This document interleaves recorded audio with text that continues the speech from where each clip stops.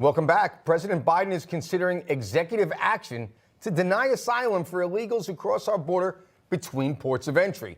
Now, this is along with other measures to stop illegal entry into the country. There have been nearly, listen to this number, 7.3 million encounters. That's not including the gotaways with illegal migrants along the southern border since Biden took office. That's more than the individual population of 36 states. With numbers like that, maybe even President Biden's realizing enough is enough. That is a lot when you think about that. It's the numbers close to 10 million people. Crazy. Here to discuss it, we have former Director of Special Operations for the Drug Enforcement Administration's Derek Maltz, and also joining us, our Newsmax contributors, Tom and Daneen Borelli. Thank you, everybody, for sticking with us. And Derek, welcome to the show.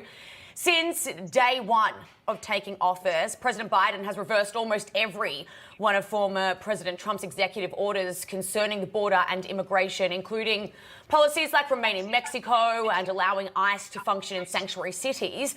Now he has said that he is going to be weighing executive action to restrict asylum at the border. So what has changed here? Well, what's changed is we're in election season, and he's trying to make it look like he cares about the safety and security of Americans. But the poor college student in Georgia who's now dead because the illegal migrant from Venezuela in the Georgia campus killing. But, you know, these policies are so reckless.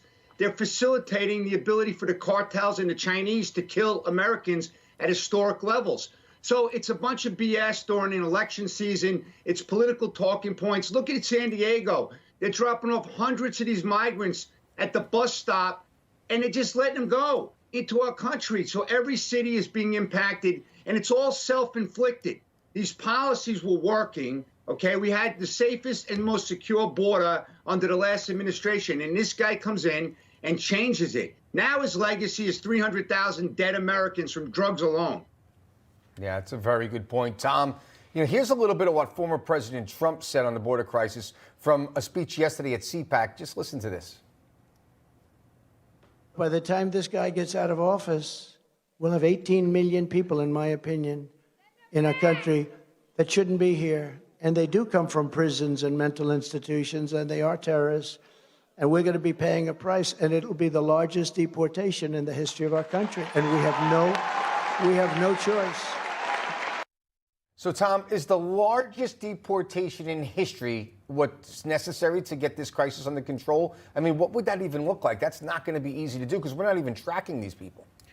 No, Michael, it's not going to be easy to do, but let's start with the illegal migrants, aliens that are committing crimes in the United States. Get them out. That should be easy. Biden should be doing that today. Now, the fact that Biden is now talking about possibly an executive order of immigration. Look, Biden is an arsonist. He created this fire. Now, because the politics are turning against him, he wants to put out the fire, possibly with an executive action. Sorry, Joe, too little, too late. Daneen, since the beginning of 2021 fiscal year, over 133,000 Chinese nationals have entered the US. What do you think about that stat? Does this put us at a big disadvantage against China here? What's your opinion on those numbers? Oh, yeah, that's staggering, actually.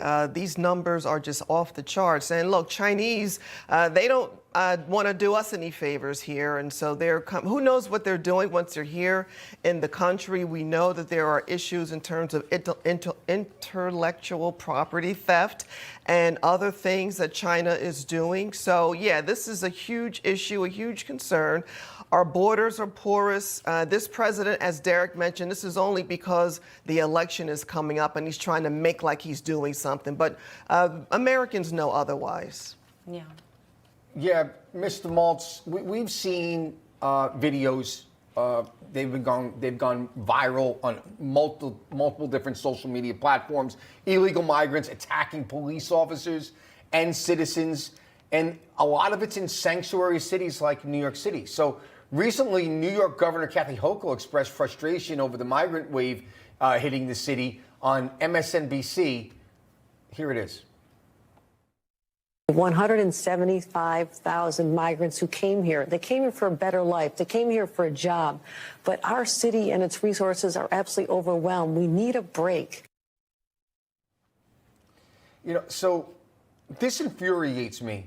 And I'm not saying that all the illegal migrants that come here are criminals, gangsters. Not at all. Maybe it's 10%, maybe it's 15%, maybe it's 5%. I don't know the number. But they're certainly not all coming for a better life. These are brazen criminals. People that would attack an officer in uniform has experience being a criminal. And now we have this, you know, the Georgia killing of a 22-year-old. How can these sanctuary cities have the audacity to provide sanctuary to people that are completely unvetted like this, that aren't even supposed to be here? Well, all I could say is elections have consequences. So all the voters in New York and around this country that voted for this madness, they're getting exactly what they voted for. Let's go back to the Chinese, because I want to make something really clear. We've been talking about 7 years now how the Chinese are dumping poisonous chemicals well beyond fentanyl, by the way. Now it's nitazene, isonitazene, etonitazene, metanitazene, all these crazy, much more powerful drugs, xylazine all over America. They're doing the money laundering for the cartels. And by the way, they set up massive marijuana operations all over the country, and they're delivering very high THC marijuana to our kids. And they're fooling everyone, and they're destroying and destabilizing the country. So let's never downplay the threat of the Chinese. And let's remember what the FBI director said. They're our greatest threat to this country. Yeah, that's a great point. We're going to have to leave it there. Derek Maltz, Tom and Daneen Borelli, our contributors, thank you so much. And Borelli, stick around. We need you back. Thank you all. Thank you.